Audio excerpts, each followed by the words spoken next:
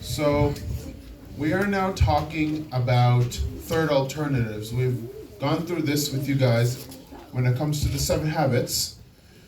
But now we're going to talk about why it is important to have and to think about third alternatives when it comes to being a Muslim. Because as Muslims, we should always look for a third alternative, a way that everyone can have mutual consultation. In the Quran, it is known as shura, and it helps us make make better decisions together instead of arguing, forcing other people's opinions. We work together by doing this mutual consultation, by talking to each other and reaching that decision that benefits everyone.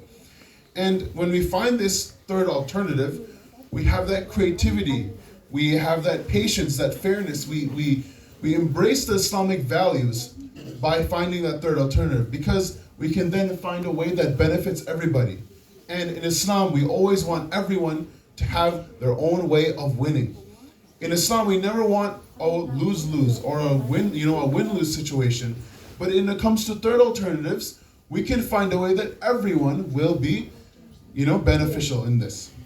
And so there's an example here about the story of Prophet Muhammad sallallahu alaihi wasallam and the black stone. Does anyone know what the black stone is? Yes. Yes, the black stone is the stone on the corner of the Kaaba that Allah sent down to Prophet Muhammad. Yes. And at first it was white, but it turned black because all the bad sins went into it. MashaAllah. What is the black stone called in Arabic, Muhammad?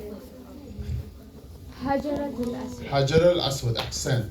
So the Hajar al-Aswad, this is the stone that is in the Kaaba, that it came from heaven. So the story goes in the narration, when Prophet Muhammad was rebuilding the Kaaba after he took the message of Islam, and all of the tribe members became Muslim, embraced Islam. They were set on rebuilding the Kaaba, and they were set on putting the black stone back in its place. Now the thing was, all of the tribe members, they all wanted to put the black stone back in its place. They all wanted to put it. They wanted to have the honor of doing it themselves. And the other tribe members from the other tribe said, no, I want to do it. And they all started fighting. They said, no, I want to be the one that puts the Hajar Aswad back. And all of them were fighting. They were about to, go really bad. And eventually one person said, let's ask Prophet Muhammad. He would know what to do. So they went to him and said, this is what he heard Prophet Muhammad heard everyone's side of the story, and they all wanted to put it.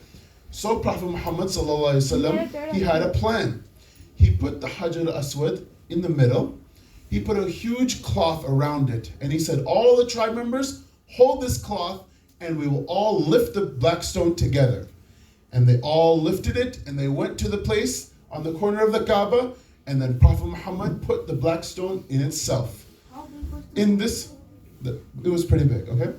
But the thing was, he was made a way that all of the tribe members had their own piece of putting the black stone in with no hassle. And by the end, everyone benefited from this.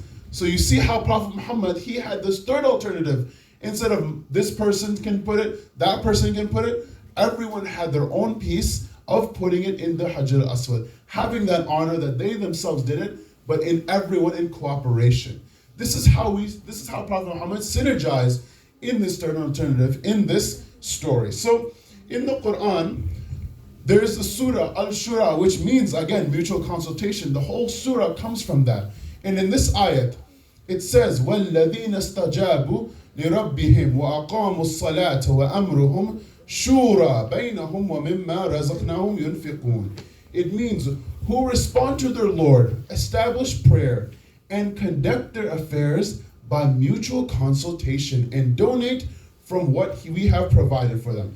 The people who respond to their Lord, they do a lot of things. They establish prayer. They give donations, but they have this way of conducting the things that they need with mutual agreements. That we have a way that all of our Muslims, all of our people can do everything mutually, and that we can find those third alternatives and find a way that everyone benefits from each other equally, without no fights, without no wrongdoing. So inshallah we can do this as Muslims in our life, in our classrooms, outside of the classrooms. Find a way that everyone benefits from everything. There is no losing in the alternatives, in the affairs that we have. So inshallah we can do this in our life as good Muslims. Please recite aloud salawat.